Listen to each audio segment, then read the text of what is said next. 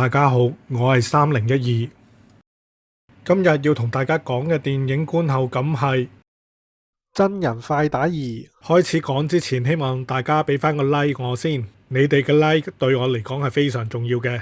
我呢個頻道最主要係分享電影劇集觀後感等等。如果你都中意呢啲內容，就麻煩你 follow 訂閱，撳埋個鐘仔。到時我有新片出，你就可以第一時間收到通知。事不宜遲，首先嚟個冇雷觀感。講翻先，真人快打2呢，其實就係一個電子遊戲 IP 嚟嘅，更加係呢全球銷量最好嘅電子格鬥遊戲。第一集改編就改編到唔湯唔水，喺 fans 嘅同溫層入邊呢，都已經係有兩極嘅評價噶啦。只不過去到今次第二集，電影團隊就好明顯收到晒 fans 嘅意見。今次可以話係99% 都係服務 fans 嘅，剩翻個1% 呢，就睇你自己有冇包容力啦。老老實實，如果你只係普通嘅電影觀眾，咁呢套真人快打2就未必適合你啦。循例我都俾翻我嘅入場心水指數先。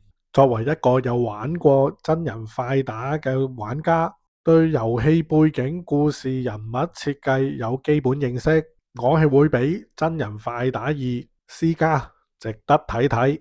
電影題材就係呢一個呢，動作加血腥，新鮮程度就睇你呢對呢個 IP 有幾熟悉啦。咁你要熟悉，咁佢嘅新鮮感就當然少啲啦。如果你對呢個 IP 唔熟的話呢，入邊啲嘢呢新鮮到你會覺得好奇怪添。不過就算你唔熟悉呢個 IP，其實入門嘅呢個門檻呢都唔係太高嘅啫，因為個故事異常咁簡單，又冇咩複雜嘅角色關係，主力都係睇啲打鬥血腥場面嘅啫。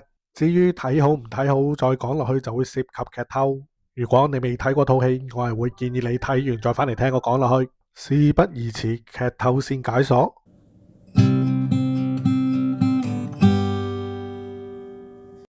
話說有一個叫做伊甸尼亞嘅地方，當地嘅國王呢要出席最後一場嘅生死決鬥，對戰嘅呢就係大反派少康。毫無懸念，大反派少康贏咗，娶咗伊甸尼亞嘅皇后，收埋公主 Kitana 呢做自己嘅養女。鏡頭一轉就承接翻第一集嘅片尾，Johnny Cage 正式登場啊！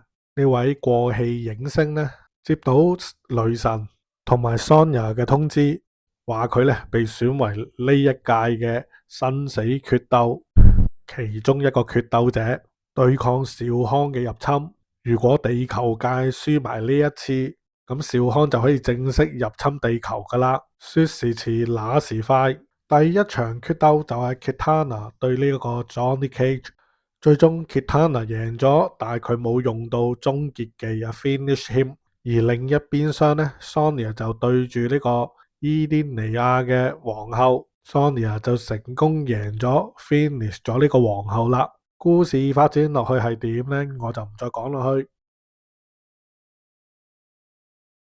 對於呢啲電子遊戲 IP 改編呢，我嘅要求其實就好簡單嘅，就係首先電影有冇服務到呢一個 IP 嘅 fans 先？點解係應該要服務遊戲 IP 嘅 fans 先，而唔係所有觀眾呢？咁係因為呢一啲 IP 嘅起家所服務嘅就係遊戲 fans 啊嘛。咁係可以預期到會入場睇嘅觀眾比較大比例嘅就係呢一啲遊戲 fans。呢啲改編 IP 電影就係消費緊遊戲 IP 嘅名氣。如果佢唔服侍遊戲 fans 先，咁其實佢就好可能係一套掛羊頭賣狗肉嘅電影嚟嘅啫。咁當然啦，如果製作團隊勁到可以咧改編到電影，魔改完咧都可以令到遊戲 fans 接受，咁呢啲咪大師咯。但係呢種情況咧可以話係少之又少。而近年嘅遊戲改編電影咧，其實都學乖咗噶啦。例如 Minecraft、Super Mario， 電影團隊都係以遊戲 fans 角度出發，優先服務 fans。唔再係強行改編到不倫不類，都係用一個好簡單嘅故事結構去還原翻呢個電子遊戲 IP 嘅人物設定啊、背景咁樣。就算俾啲專業影評批評到係垃圾，但係依然有好多 fans 願意埋單，甚至乎會吸納到唔少普通嘅電影觀眾去了解呢一個遊戲 IP。除咗專業影評之外，大家都開心嘅雙贏局面。而今次真人快打二就可以歸類嚟呢一種成功嘅遊戲 IP 改編電影啦。係時候講翻電影本身，咁講下我中意佢嘅地方先啦。電影第一集就花咗好多篇幅啦，講嗰個原創人物係養仔，亦冇點樣利用到呢一個電子遊戲嘅生死決鬥規則，只不過咧係講下大家之間嘅恩怨情仇。集七集八咁樣咧，就唔係好反映到咧呢個電影唔係呢個電影，呢個遊戲本身嘅吸引之處。咁今次第二集咧，完全回歸翻呢一個電子遊戲嘅內容核心，集中翻喺咧每一個角色嘅對決之上。除咗開頭嗰十幾20分鐘要介紹翻呢一個 Johnny Cage 之外咧，幾乎咧每隔5分鐘咧就有一場打鬥睇噶啦，而且又極度還原翻主要角色嘅人物動作招式，例如劉康對匈奴、魔蠍對暗影，尤其係魔蠍掟鎖鏈拉 Shadow 過嚟嗰一幕，佢嗌嘅台詞 You come here，可以話係完美還原翻打機時出招時嗰陣時嘅氣勢啊！另外就係要講今次比較重要嘅新角色 Johnny Cage，都係幾還原翻呢個電子遊戲入邊嘅角色嗰個設定。普通觀眾呢，就可能覺得呢個角色同成個電影嘅主調格格不入，但其實呢個正正就係電子遊戲真人快打入邊嘅其中一個有趣嘅地方，就係血腥抵死、幽默共冶一爐。例如 Johnny Cage 對戰巴拉卡嗰一段戲，佢最後用咗一招一字馬偷桃嘅絕招，其實正正就係還原翻電子遊戲入邊角色所可以出到嘅一個招式嚟嘅。演員 Karl Urban 咧，可以話係 handle 得呢個角色恰到好處啊！除咗真田廣之同埋 Karl Urban 之外咧，另一個不得不讚咧就係今次嘅女主角 Kitana 演員 Adonai Rudolph。今次嘅選角上咧係比較符合翻東方嘅審美標準，而且 Adonai 嘅演技同埋動作都算係合格有餘，打起上嚟未算這手這腳。尤其最後一幕對戰邵康，打到七情上面血肉橫飛，確係睇得我好過癮。咁有讚嘅角色，咁當然都有啲要彈下嘅角色噶啦。首先要彈一彈嘅呢，就係呢一個 Jade 翡翠呢一個角色。首先呢，呢一個唔係演員本身嘅錯，而係點解要將呢一個本身係長髮嘅角色改做光頭嘅呢？而且翡翠作為一個反派，又會反水轉折嘅重要角色，但係關於佢嘅描寫就相對薄弱。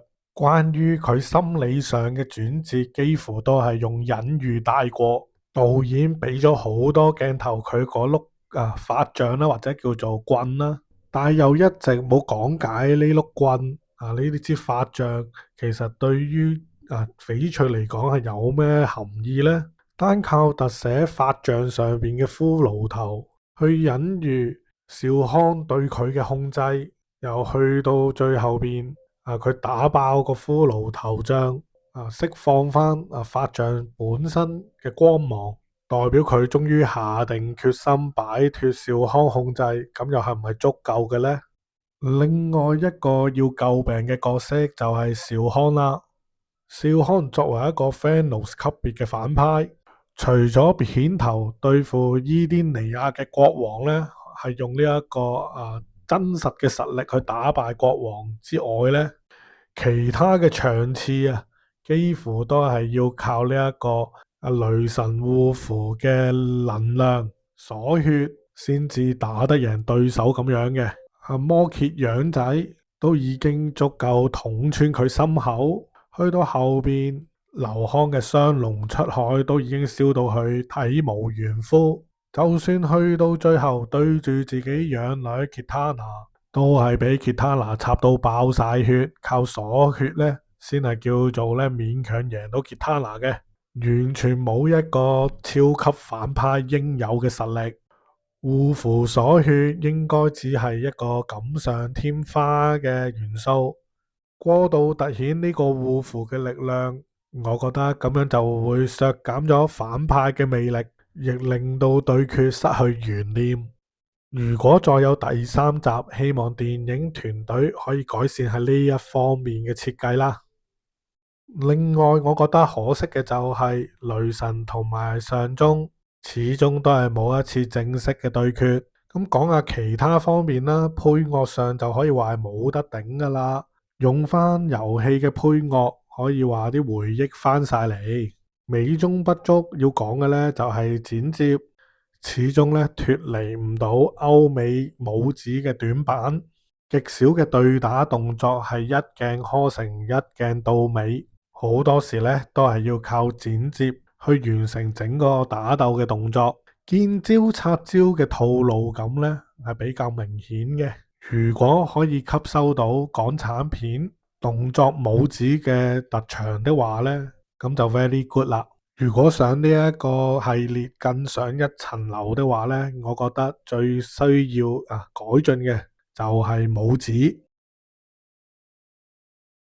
最後總結，真人快打二係一套完美還原電子遊戲風格嘅改編電影，劇情簡單，動作血腥豐富，適合 IP fans，又或者中意睇格鬥動作血腥嘅電影觀眾。用睇劇情文藝片嘅標準嚟批評動作片，可以話係捉錯用神。調翻轉，你都唔會用睇動作片嘅標準嚟批評一套劇情片啦。真人快打二都有角色曲線噶。Johnny Cage 由開頭對自己冇晒自信嘅一個過氣演員，到後邊認識到自己都想為呢個世界做翻啲嘢，然後重拾自信，做一次真正嘅 Johnny F. King Cage。所以我覺得今次電影團隊喺平衡角色故事同埋還原呢個電子遊戲 IP 嘅風格，都已經係用足心思，平衡得好唔錯噶啦。喺私心上更加係想俾高分多少少添。真人快打二可以話係近乎教科書級別嘅改編 IP 電影。我係3012，下條片見，拜拜。